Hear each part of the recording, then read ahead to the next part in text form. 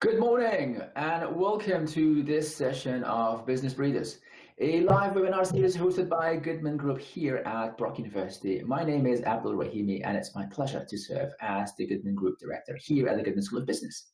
Goodman Group is a community-focused learning and development services provider that works to support professionals, businesses and entrepreneurs pursuing growth through accredited professional development certificate programs, executive education programs, consulting services, and startup support for our community of entrepreneurs.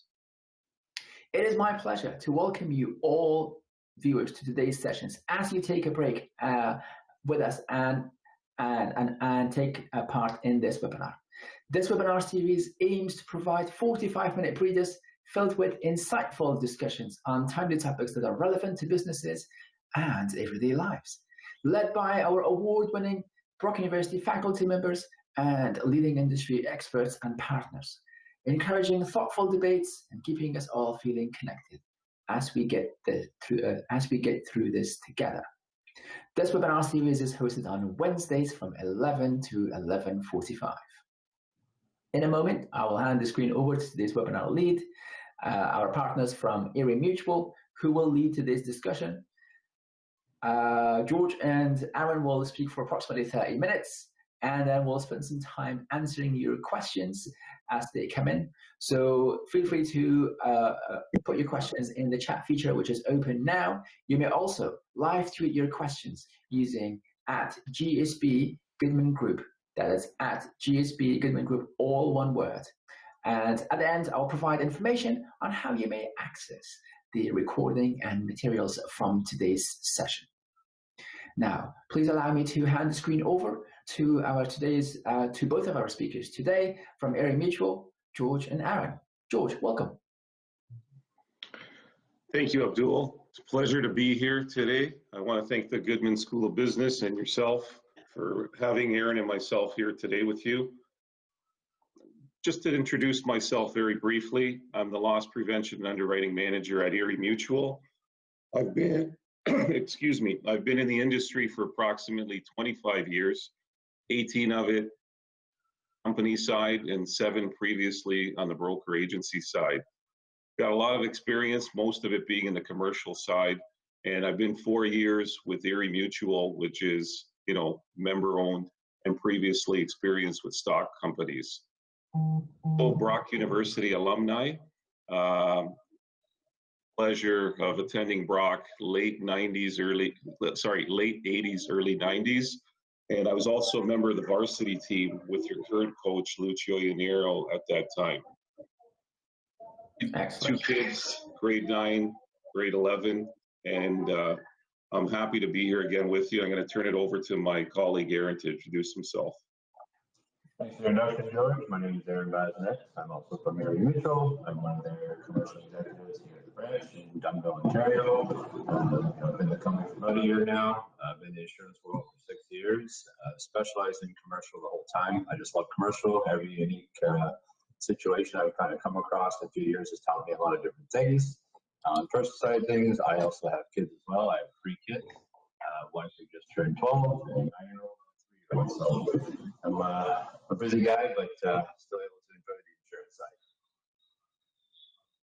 Wonderful. Thank you, Aaron and George, for being here today. I'm going to turn it over to both of you to take us through today's presentation and talk about small businesses. Thank you very much, gentlemen. The goal of our session today is to speak about protecting your investment. And ultimately, what is your investment? We're not talking about the stocks you may have in the stock market or mutual funds. We're talking about your investment being your business operation.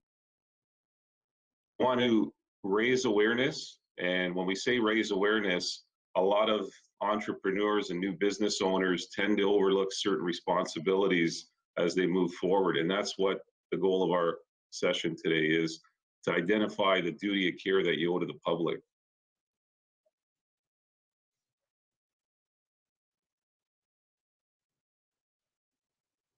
So what is your investment?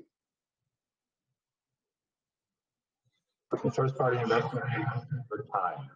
So basically your time is everything you do before you even open your doors. So whether you're researching where you're going to begin, figuring out who's going to be your stock supplier, what's going to go on within your business, all that time that you put into your product, whether it be days, weeks, months, years, you should have protection set up for that. A lot of people kind of don't think about the time they spend when they're running their business side of things, and they miss that idea of, oh, maybe I should get insurance. Now that seems to be the last thing, whereas really it should be the first thing, because all that time you spent protecting yourself and trying to get things go on and set it all up, because we all lost from one claim if you don't have the proper insurance set up. Next part, your assets. So what are your assets? A lot of people don't take to the idea of, oh, what do I have for assets? I don't really have much. I'm just a small business. Nothing really going on. You have to think back. If you're a contractor, you have tools. Without those tools, you can't do your job. Those are the main assets of your company. You can consider, contents of stock. So if you're a t-shirt company, any form of, clothing, apparel, hats, pants, all that needs to be protected. That's part of your business assets. Whether you're in the restaurant industry as well, a lot of people don't realize that even the decor within their building that makes that kind of atmosphere is an asset. So your tables, your chairs, your signs, your words, whatever you have to kind of draw in customers' eyes, make people comfortable, those are all part of your business assets that you need to have protection set up. And the third thing we want to touch on, identify, is your livelihood. The investment, your business, it's what is going to pay your bills, expenses, put food on your table, and allow for you to either save for your kids if you have children and want to save for their post-secondary education, your retirement money, or do the personal things you want to do and get out of life, the passions you have. Maybe it's traveling, maybe it's golfing on a daily basis, whatever it may be. But ultimately, we're talking about protecting your livelihood and how you survive. So having identified that, your business is your livelihood, we're going to talk about the whys, how, the what, and the when.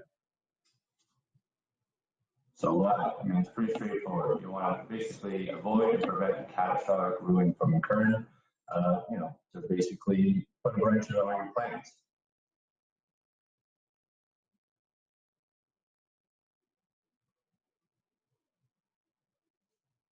So how? Basically, you want to look into purchasing and obtaining the right type of insurance. So what that involves, you need to go out, you need to seek professional help. When I say professional help, you have to look around for an agent, whether it's someone here at Mutual, much like ourselves, or another broker who knows your product, who knows what you need, and what type of coverage to set you up for. You need to set yourself up with a concrete policy to make sure that there's no hidden areas that there may be a claim that can leave you out in the dark of the side road with nothing left. All that has to be covered for you. And to cover that for you, a good risk management process should be set up. There's lots of different agencies, brokers, or insurers you can call around. They can give you the risk management tools to keep you safe and to also help you run your business as well. We're not just here for insurance, we're here to protect you all around from day one all the way up until you decide that you want to add something new to it, or whatever it may be, we can adapt with you. And just to piggyback a little bit on what Aaron's talking about, good risk management practices, they go hand in hand with insurance. And most insurers, if they're involved with commercial insurance, they've got the resources and the tools to help you out with your business. Identify, if there's a brokerage or an agency that deals with commercial, into their resources. They've got CDs, they've got checklists, they've got things that are customized toward whatever your business is. So don't hesitate, because ultimately, if you entrench good risk management practices within your business, that's what's going to protect your business overall.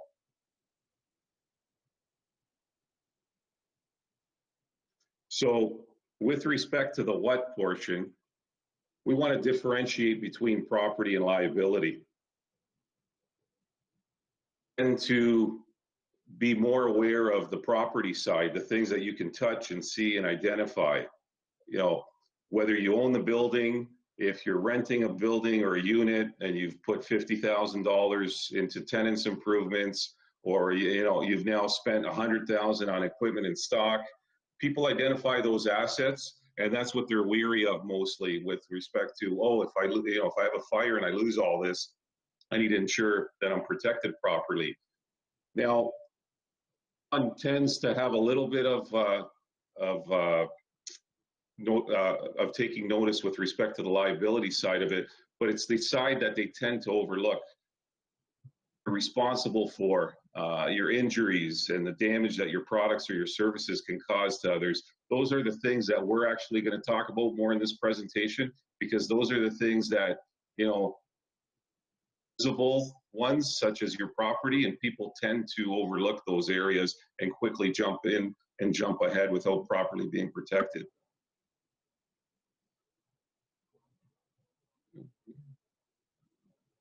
The when portion, having said when, immediately is when you should actually be looking at getting the insurance.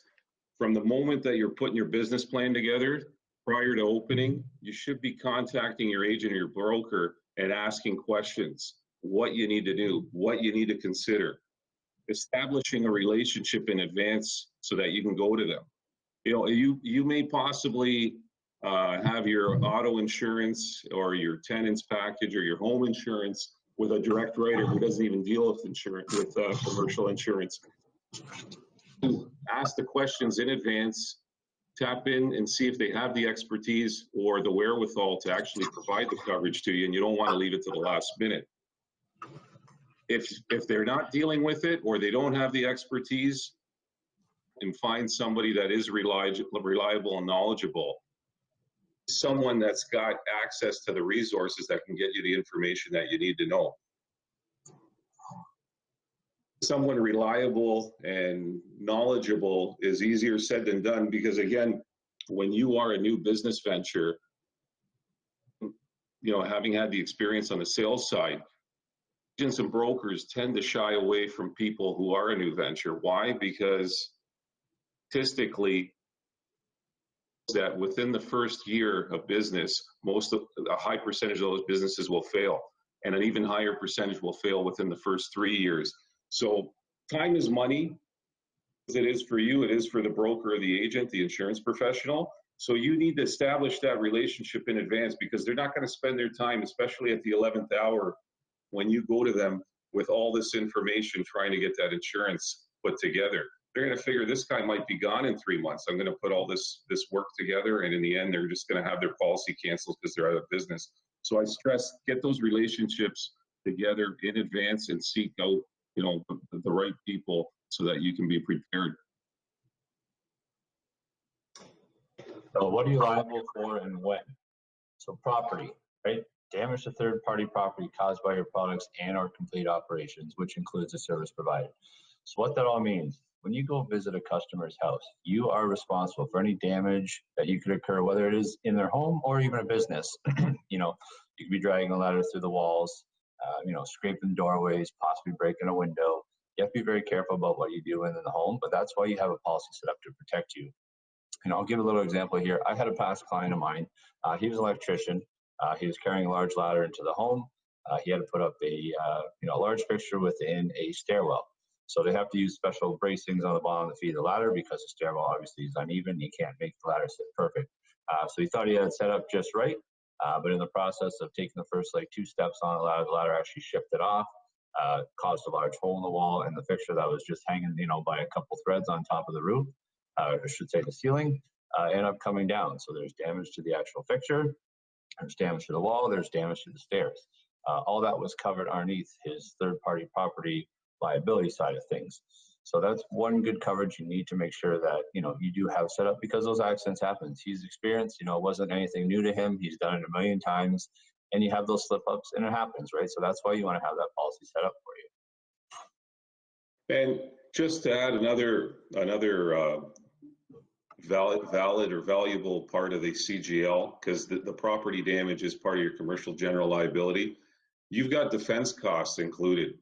And when we say defense costs, whether you are or not liable, if someone serves you a writ accusing you of causing that damage, like Aaron's example, the damage that was caused in the home, potentially they may have had the damage from someone else, and his client hadn't caused it, but they accused him of it.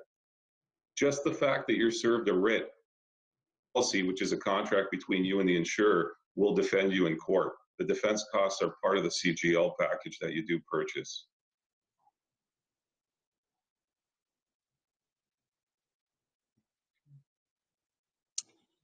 So to add to that, our second part of your liability side is bodily injury. So slips and falls on your property, but also any work you do away from your premise. So slip and fall are one of the main ones that tend to occur more wintertime. You have a storefront or even your home.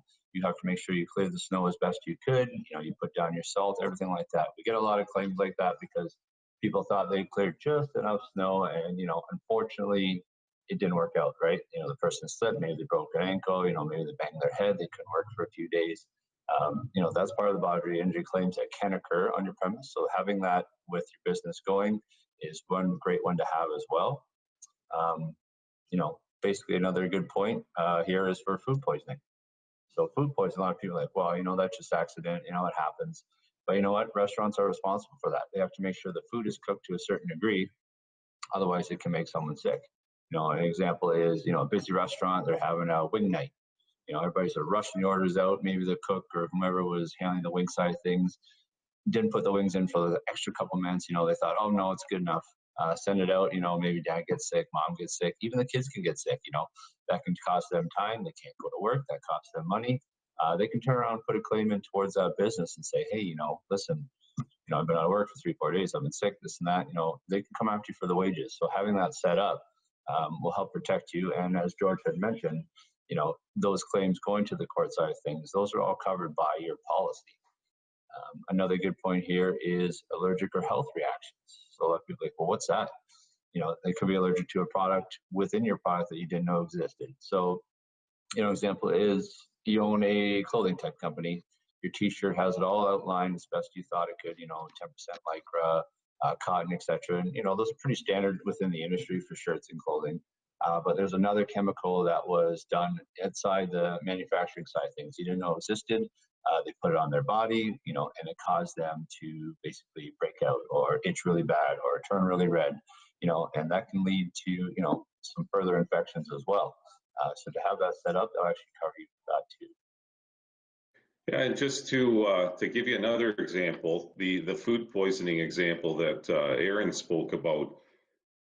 My previous companies, our underwriting manager at that time, he'd have a claims highlighted session every month where it'd be 1 or 2 unique claims that would come up within the company. And we had an incident, true case, where there was botulism poisoning, which occurred with one of the customers of one of our insureds. And it was a father of 3. He was hospitalized. Initially, they were testing various things and couldn't figure out what it was, but they were able to, and unfortunately, he did pass away. So you can only imagine what a father with 3 young children, his life being most important, obviously, but the policy limits were maxed. It was a $2 million occurrence limit that the restaurant had, and they were exhausted, and they were sued also outside of those boundaries. So stress how important it is to not, leave things until the last minute. And from the other entrepreneurial side, where a lot of people tend to say, I'm going to test this out. I'm doing some online internet sales. If it takes off, then I'll worry about getting the insurance and paying for it later. We had a person in the past, again, from that previous company, and we're going back about 18 years, where he was manufacturing chairs and get out there and ended up having some US sales. He wanted to see if it was going to take off before he would lease the proper space and go into full-fledged production. Well, somebody sat on this particular chair, fell, injured themselves, and the next thing you know, he was being sued for $250,000. The 250 is the scary point. 2, he had insurance in place, so we handled the court expense, which back then it was approximately $8,000 to $12,000 to go to court. I don't know the exact figures of today. We could always get that for you, but it's not small claims court when you have these sorts of claims that occur that you normally get called into. So it can be quite the expensive encounter for you. The personal injury, which you can see on the slide, I say as defined by insurers under the CGL, the commercial general liability, because the personal injury that you're probably accustomed to is what you see on those TV commercials and ads with respect to the Cellino and Barnes and all those solicitors who are trying to solicit business for people that have been injured. It is a personal injury to yourself, but what they're referring to is actually the bodily injury on these examples that we're talking about. Personal injury under the CGL is actually talking about libel and slander and advertising liability. That's another, feature that's covered under your package and something that you should have and be wary about. You'd think, I'm not going to libel or slander anyone. However, stranger things have happened. You may have a restaurant, and I'll use we seem to keep going back to the hospitality business, but one of your employees puts a sign out and you're advertising a sale, and somebody's a little bit smart and goes and pastes something on the bottom saying, Aaron Bazinet's burgers stink. We're number one. Well, Aaron Bazinet burgers, they could take offense to this, especially if it's visible to the public. And the next thing you know, you're served a writ and you're being sued. And your policy responds by defending providing the defense costs again. Just one example of that. 19, we've got question marks there, and we show yes, no, and maybe. We do so because we've had an influx of questions since this pandemic has taken place, and a lot of questions about whether people had business interruption coverage and whatnot. And there are coverages that some insurers did have out there, but they were extremely expensive, and for the most part, not many, very, very few purchased them. However, from the liability standpoint, you technically, yes, you are responsible. However, very, very difficult to prove. Comes onto your premises, whether you own a motel and somebody ill uses one of your rooms, and then the next person who comes in 2 days later and rents that room gets ill. It'd be, I don't want to say next to impossible, but you've sanitized, you've taken all the precautions in cleaning the rooms afterwards. They'd have to trace back that, where did that other person get it? Did it happen at the hockey arena? Did it happen at a wedding? Did it happen, and then there's so many different things to trace. And so we say maybe because we're in uncharted waters, unprecedented times. There's no case law to go back on. And that case law is probably going to be developed forward because there are a lot of pending lawsuits right now. So something to consider with that. We hope we've raised your awareness with respect to the liability exposures that do exist. And again, we want to say thank you to Abdul and the Goodman School of Business for having us, and to Cassie as well. Yes, thank you. Thank you very much, Aaron and George. That was insightful. And of course, there's a lot of opportunities in there where we could be offering services in terms of the various types of coverage that you have in there. And you spoke to a number of good points in there. I would encourage our entrepreneurially minded audience to take note of services provided and see what could be done or what they might find useful for their part. I have a question here that has come in, and as I look at my other screen to read those, what do you recommend for a new business just starting out that finds it difficult to get an insurance company that wants to insure them as a new business? And what options do you have to get covered? And if you can also speak to the costs that there may be around this. So first recommendation, first and foremost, is if you have any insurance out there, if you've got insurance through a broker, that's the first line that you should be approaching. You should be going to them, finding out if they actually provide commercial insurance. Even though you're a new venture and they may want to shy away from you, at the end of the day, you've got existing business which you can leverage and say, you know what, like I'm going to move my entire portfolio, whether it's your autos and your home, etc. I'm going to move it from you if you can't help me out. So that's your first area. If they're still unwilling or unable, because maybe they're not doing any commercial insurance, need to potentially shop your personal lines business with another market so that, again, you can leverage that. For people, if you've got any friends that are business owners and have business insurance somewhere, ask them who they're insured with. Ask them if they could, refer their broker or agent to you.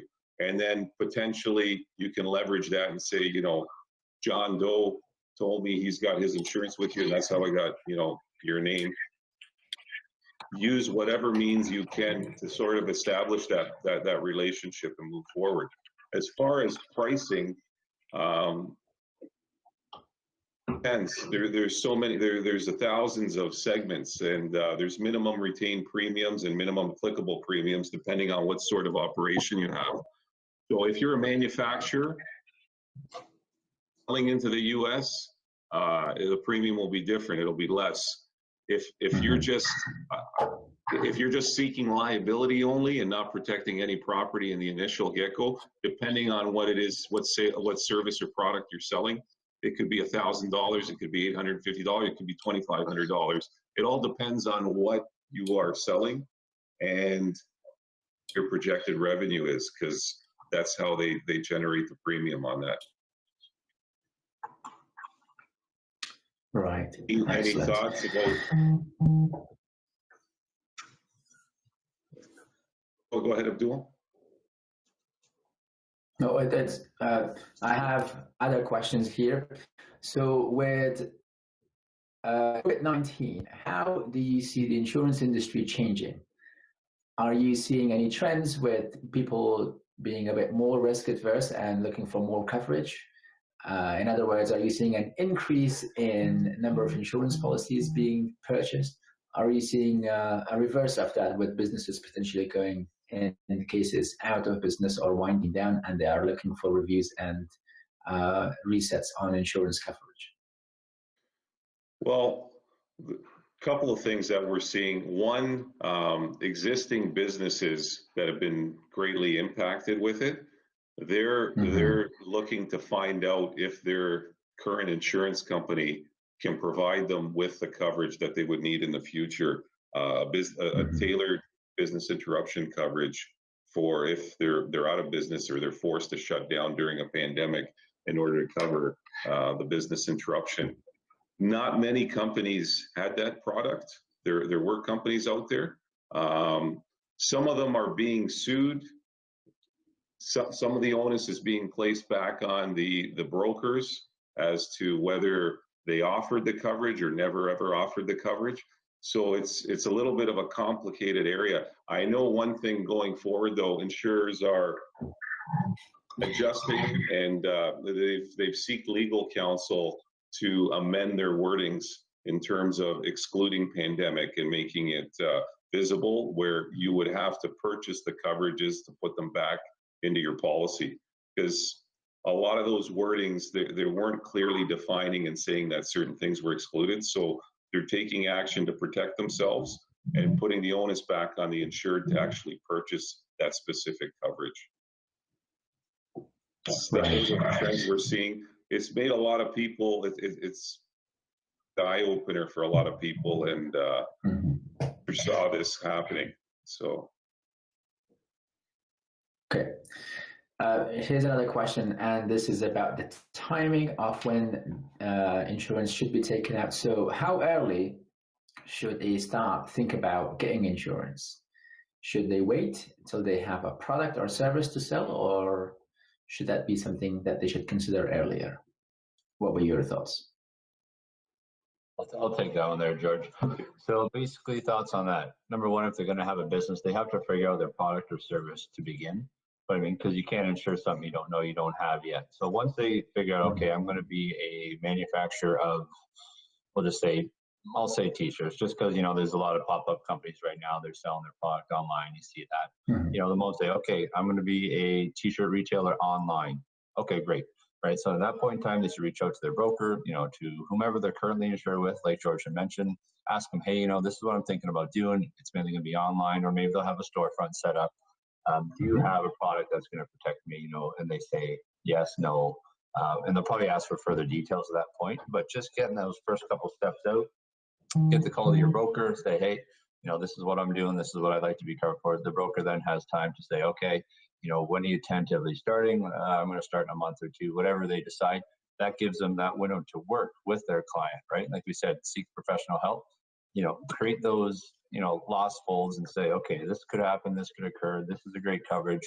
Let's start building this policy together. And while they're doing their time and management, which we had mentioned, the whole kind of shebang of creating a business plan, you basically should have that insurance rolling over quickly after that. If you're going to keep moving forward, if you're kind of just kicking and bouncing around the ideas, wait till you have that solid platform. And George may have a little bit more to add to that, but that would be the steps I would recommend myself for sure. I agree with Aaron, and you will be, if that process starts, you may not have in your business plan an exact figure in terms of what to budget for insurance, but depending on the size and the magnitude of your operation and how many layers there are, because you may be manufacturing various products and the premium an insurer would charge depending on what they are varies. So they'll at least be able at that point in time to come back and give you an indication of, you need to budget for $3,000 annually for insurance or $5,000, depending on what it might be. So yeah, always, being 2 steps ahead is the right thing to do. Right. Yeah. Good words of wisdom and advice there. With COVID being a major concern, of course, for businesses, in particular hospitality and small businesses that are being affected, if that business has to close or had to cancel the policy, do you anticipate that they may have a hard time getting insured again in the future?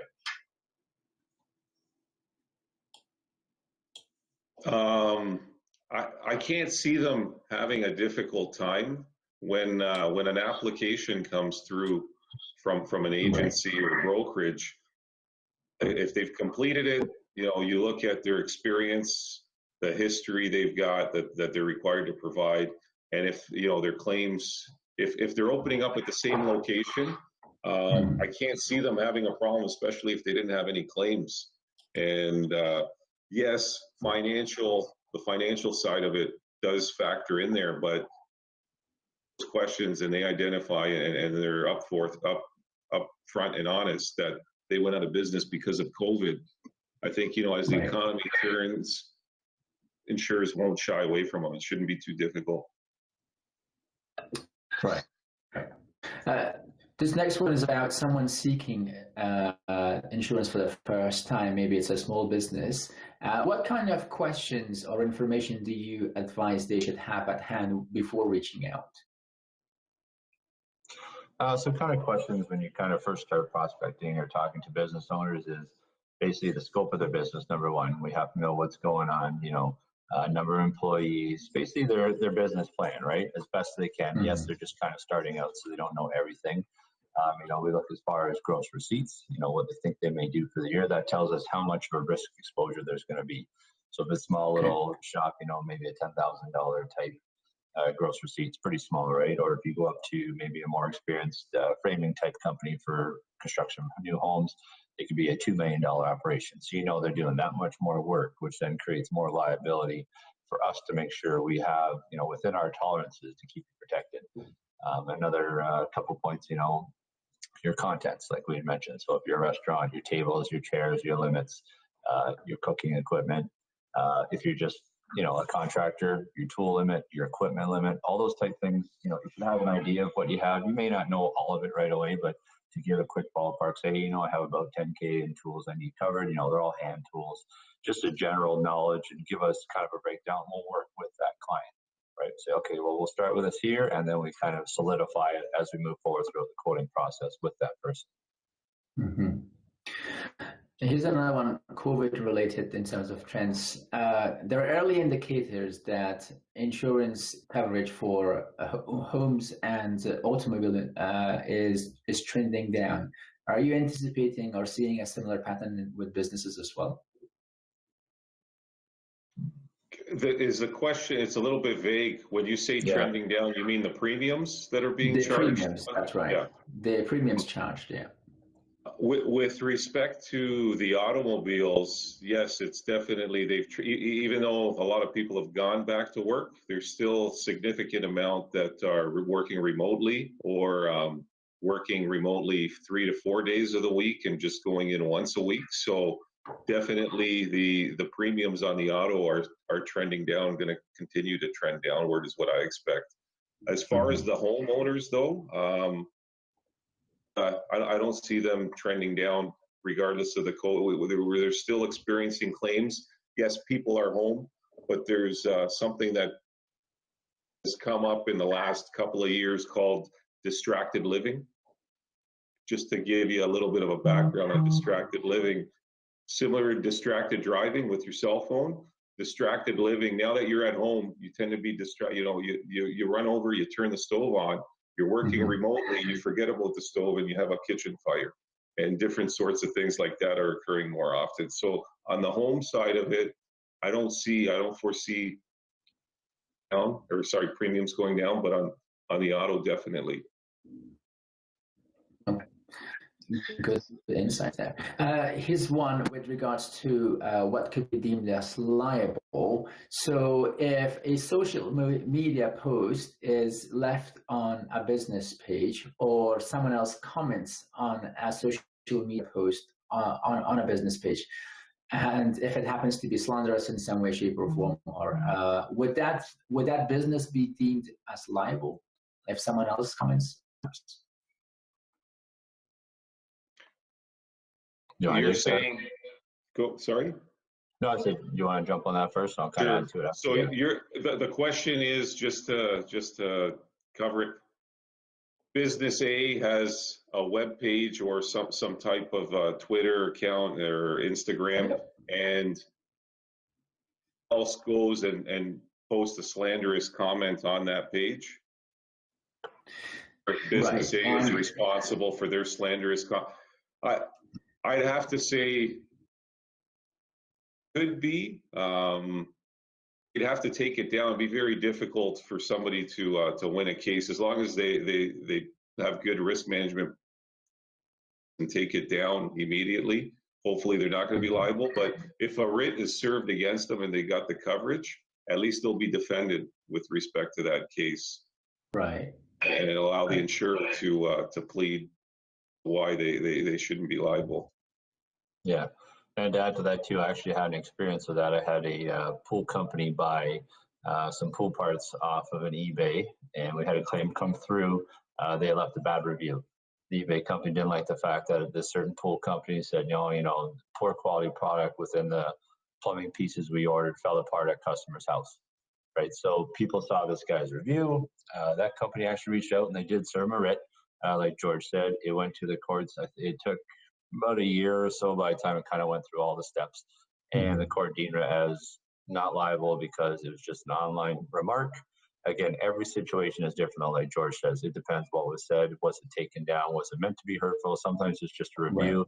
And at that point, they claimed we were just making a review on the product to protect others because we had to come back and do things twice, right? So that was their certain situation, but every situation is kind of different. But that was the one I had to experience once. It was really, it was different to deal with for sure. Right. How often should I renew my commercial insurance policy or my business with my agent or broker? I think you should annually sit down, or they should annually be coming out and meeting with you.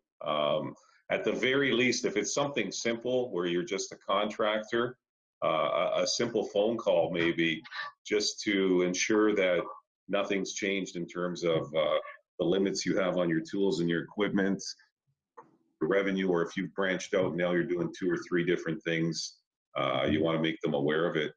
Any other business though, if you've got a physical storefront, they should be coming out and seeing you annually.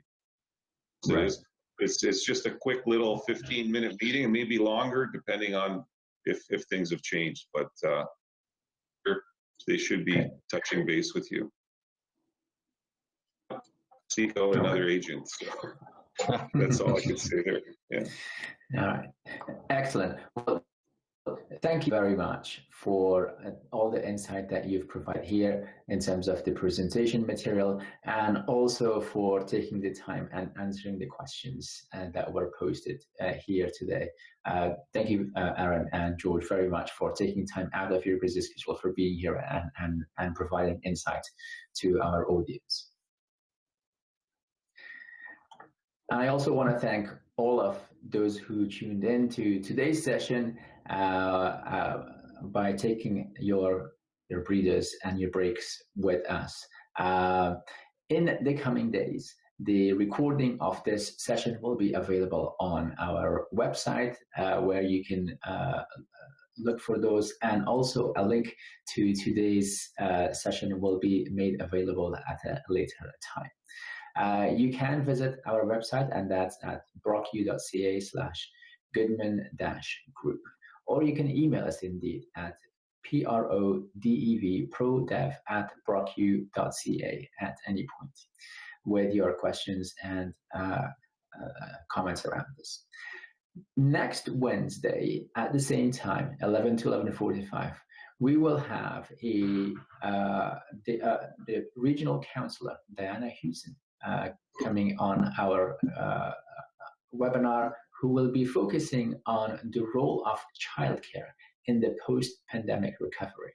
So that's next Wednesday at 11 to 11:45, when we'll hear from regional counselor Diana Hewson and the role of childcare in the post-pandemic recovery. Until next time, wish you all well. Hope you can join us next time, and stay safe.